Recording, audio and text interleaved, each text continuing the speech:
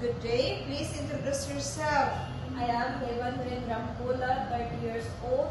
I'm single mom. I have children, 6 and 4 years old, and graduate high school Why do you want to work in Hong Kong? because for supporting for my kids and my family. Do you have work experience as domestic helper? Yes, In which country?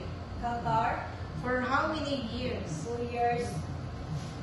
Alright, tell me your duties and responsibilities in Qatar for 2 years.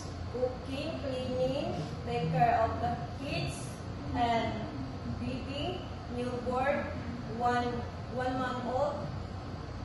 Alright, what are your skills? Cooking and cleaning, What are the traits of a good domestic helper? caring, loving, respect, patient. Lastly, what is your message to your future employer? Hi ma'am and sir, I hope you accept me for as your domestic helper. I hope to see you soon in Hong Kong.